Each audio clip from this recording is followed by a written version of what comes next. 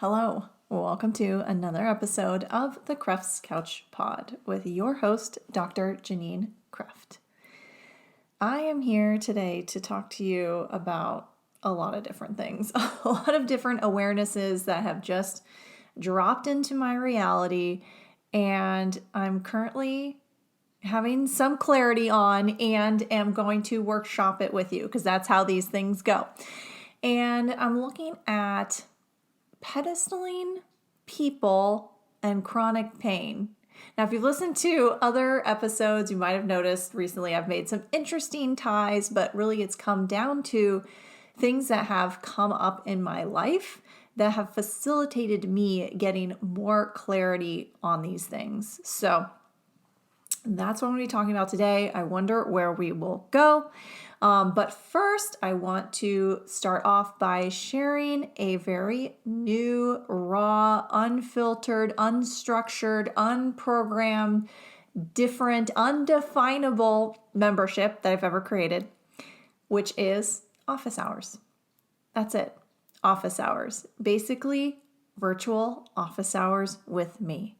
So what do you think of when you think of office hours? You think of going in and asking your mentor, someone you're looking to get feedback from, asking for feedback. And that's exactly what we're doing. Q&A style. Is there a topic? No.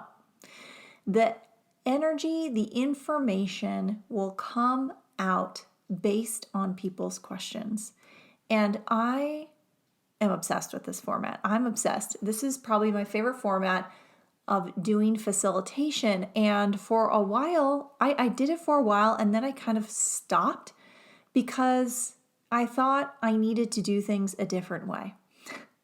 I was seeing people do things a certain way and do things very structured and teaching and PowerPoint, blah, blah, blah.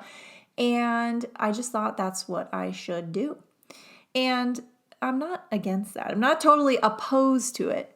However, I just really love the organic nature of Q&A, the kind of Abraham Hicks style, if you will, if you're familiar with them, or even within Access Consciousness, a lot of classes are done that way. And I have just found that the most interesting information, tools, feedback, awarenesses come out that way. So what it's going to look like is hot seat facilitation, right? So you coming to virtual hours, asking your questions, right? Or bringing up the energy that you're stuck on and me facilitating getting clarity on that, right? Breaking through the energetic jail cell of the mind and other people receiving benefit from it as well. Now, what I love about this is just because something up is coming up for you doesn't mean it's only coming up for you, right? We are all connected collectively.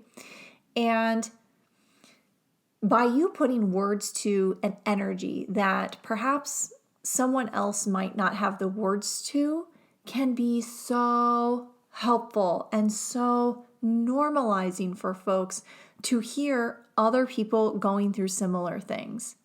And that is really tied into today because it takes a lot of courage to show up and ask questions. I've talked about this before. It takes a ton of courage to do that, especially in front of other people. I've definitely had one-on-ones in the past who have said they did not want to be in my group containers because they wanted the privacy of the one-on-one, which I absolutely appreciate, right? I know in my own space, I want some of that as well. And I have noticed in the past some of my resistance to wanting to expose, right? And so me continually putting myself in these types of containers where I am exposing more of that for myself, like I'm personally in one of those style containers, has been so helpful, truly, because the more I can drop the resistance, drop the judgment to it, right?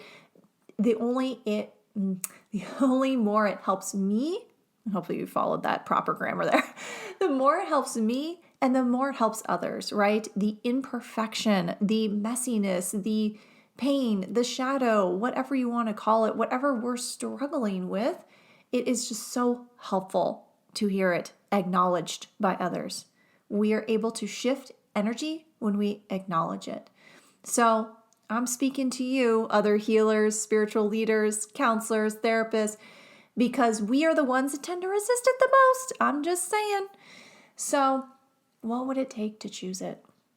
Anyways, if you want more info on it, I'll link it below, but I'm really excited for this and this whole new era. So let's have that lead directly into what we're talking about today, because I just literally right as before I was about to record this, I knew I wanted to talk about kind of the chronic pain I was dealing with and the flare, so to speak. And then there was a missing piece though that I was not clear on that before I was wanted to sit down to record it, and it literally just dropped in now. So I have been somewhat hesitant, I would say, in my social media journey to expose imperfections, to expose my struggles, to expose shadow, whatever you want to call it. And for a long time, it's because, partially what I've been taught through all sorts of things, but I was functioning from a place of truly pedestaling people, pedestaling mentors, pedestaling teachers, pedestaling them as if they have it all together, right? They have all the answers, they have it all figured out. Well, when you function from that, then you have to have it all figured out as well before you can do anything. And I got clarity on this just recently about really what this is creating, because ultimately it is not true. It's not true. And I can tell you that a lot of people are selling a lot of things online that look like the dream, that look like perfection. And it really does us a disservice because it's just not true. It's just not true. And I'm just finding it so helpful to work with and talk to other people that are exposing more of them. And so the reason I bring up the pedestaling part is because I was a little unwilling, as I'm saying, to expose myself, right? My struggles. Now, I can also get this from the psychology world. If I go all the way back to clinical psychology, then it was all about, you are the blank slate for your client, which I can appreciate, right? I can appreciate that, to hold space, to not infuse your stuff. However, what I am liking more, and of course, this is slightly different now that we've moved on into an online space, right? So we're kind of looking at a slightly different context here. But is it really true that anyone is a blank slate? No, it's not true. It's not true. So it's like, how can even therapists be doing that truly? We need to be aware of what we are bringing in, yes, and always be in question of that. Is this impacting it in some way? How is it impacting? And I get that it is helpful then in this regard, maybe to add a caveat to people or an informed consent of,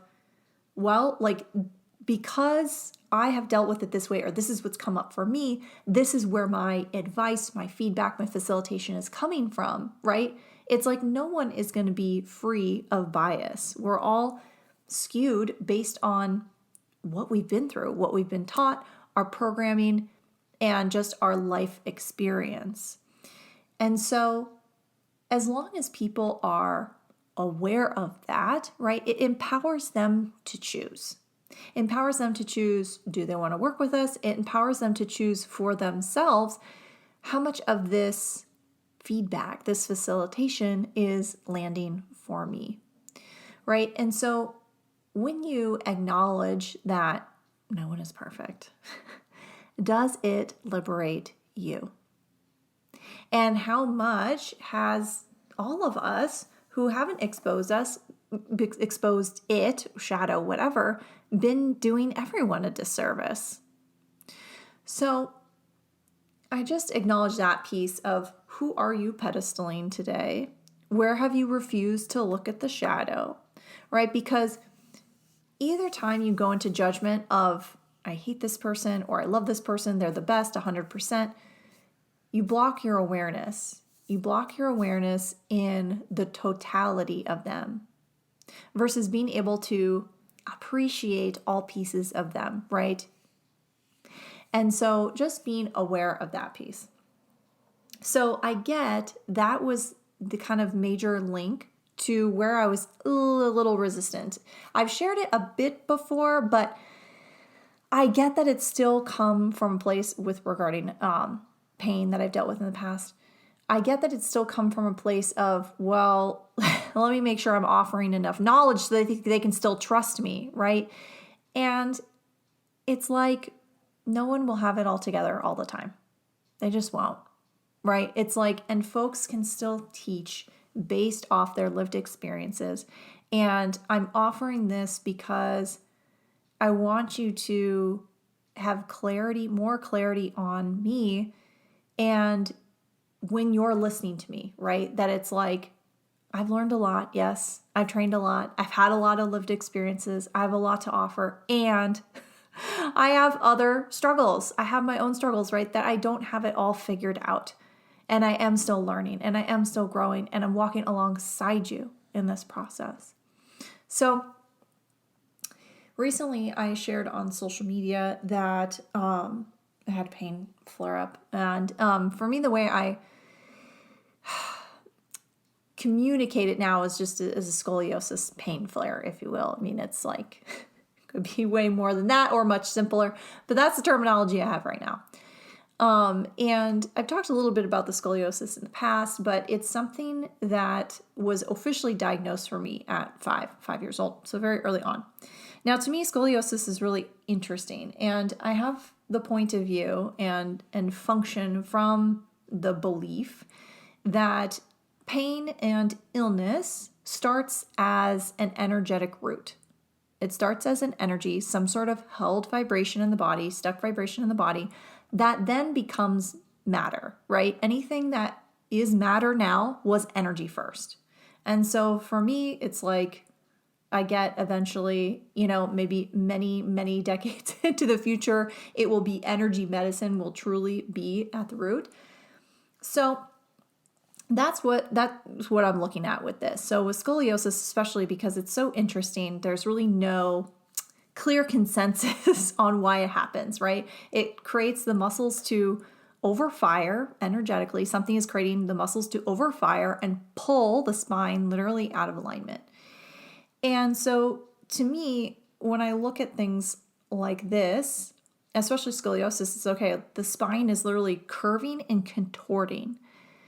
To me, I'm looking at how am I energetically contracting, contorting myself, bending myself to not be me, to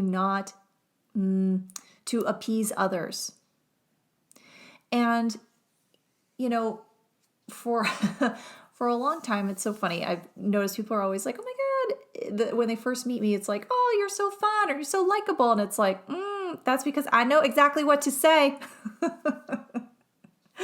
I know what to say. I'm very skilled at having an awareness of where people are at and what will facilitate them being more comfortable if they so choose it. The classic people pleaser, if you will. And I didn't think too much of it growing up. The scoliosis, just like, well, it just is what it is. And I didn't really kind of think about it a whole lot. I didn't have any crazy bracing or surgeries or anything like that. They said I'd probably recover because I was dancing. Well, no, it kind of progressively got worse, which of course makes sense, right? Our beliefs, our ways of being become a bit more rigid as we get older if we're not consciously aware of them. And the pain with it, I would say, definitely comes in times of stress. I mean, it's very clear when I'm more stressed and holding on too much, I'm tensing up too much, that's where it tends to come out. And I really haven't had too much lately. I would say it's been quite a while like 6 months to a year since I've had my last flare. And they don't happen too often. So I wasn't, of course, looking at it that much because how else does our body get our attention but with pain or illness?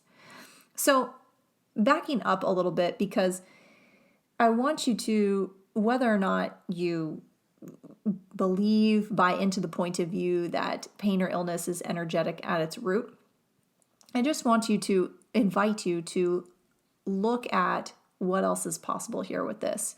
Because I've noticed that even in times where I had maybe even periods of high stress and then kind of finally relaxed, then I got sick. There was a very tight correlation. I remember I might have talked about this, but when we were moving from Chicago to Austin, although I had on the surface cognitively chose it and knew it was the next step, I was in mass amounts of resistance to it. I was in so much resistance to it.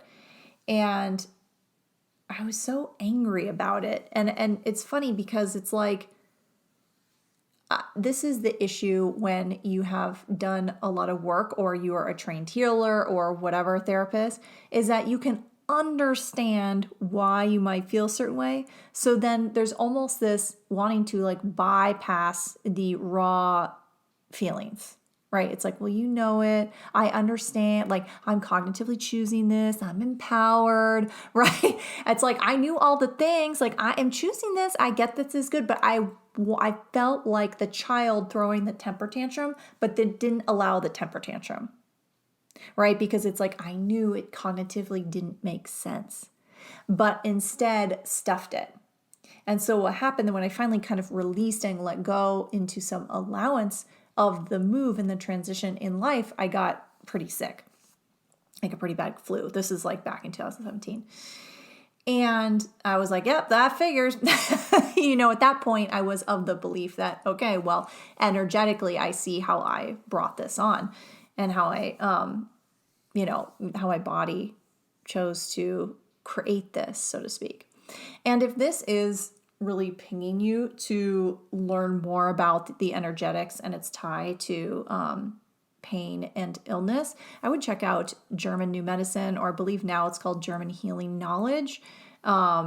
It is a modality that Louise Hay also studied, and one of my favorite books from her is Heal Your Body from A to Z, which basically is explaining physical symptoms and their emotional root cause. So, right, how does it start first energetically?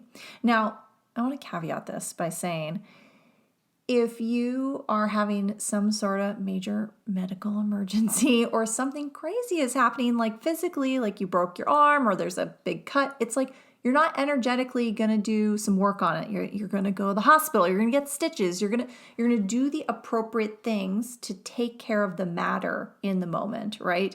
It's like our belief system isn't up to the Harry Potter world of being able to like use our magical spells and just heal the skin. We're just not there yet. Will we be there? I don't know. But we're not there yet, okay? Collectively, we don't believe it. Not enough people believe it. We got to choose the things that are going to take care of ourselves in the moment. So I just want to caveat that, right? However, with things that don't need immediate attention, right? I'm looking at, well, what is the energetic root cause? So for me, especially with scoliosis, where it ends up being pain, well, it does stop me from doing things, right? It slows me down. And recently I was just getting that it is really communicating to me where I've repressed anger, where I've suppressed communicating, where I've not allowed myself to have a backbone, where I've not allowed myself to really step into my power, and that instead I just swallow it in service of being liked, in service of trying to make it easier, in service of what? Not making others uncomfortable, all the things, right? All the things. And, this is something that when I look at it, because for a long time I was building audience on social media through creating boundary role plays and, people pleasing and whatnot. And I'm just kind of like, wow, I get this at one level, right? I get it to some degree, boundaries, but I am being schooled right now by the universe about how much more I truly have to learn on that. And when we are in the pain, it's really hard to see that, right? It's easier to go and slide back into some of the victim stuff, which makes sense, right? Like, why is this happening to me? Oh my God, I had figured this out. Like, what is going on? And the pain is so great, or maybe your illness is so great that you get distracted by being able to be present, right? And so for me, in the past week, it was, what can I choose to manage the symptoms at this point, right? It's symptom management. That's what I was talking about earlier with like, okay, cut yourself, you need stitches, go get stitches. That's the symptom management before you get to the root of who knows, like, was I not being present or what is going on in the moment? So I was looking at symptom management, which was, okay, I'm going to get Rolfing, I'm going to use my TENS unit, heating, my massage gun, baths, like all the things I know, my nervous system regulation more, and, dial down my workout or whatever, just doing all those types of things, acupuncture. Because once I can dial down the symptom, I can get back to choosing. And so I'm sharing this because I really want others to not go into mass amounts of judgment, especially if you are another healer or you have worked on this for a long time. Maybe it's chronic illness, whatever. I get it. If you go into mass amounts of judgment about like why you haven't figured it out or why you haven't healed it or you've tried all the things, I get it. I get it. It's okay. Judging it is not going to help. It's truly just not going to help. It's just going to make things worse. And even as I talk about judgment, my neck is like, because it's not the vibe. It's not going to help. And so all we can do is acknowledge it, expose it, and keep choosing. And just keep choosing. Because there's something that can happen with the pain and the illness is it can be so loud that there can be this kind of paralyzation effect, right? Because then it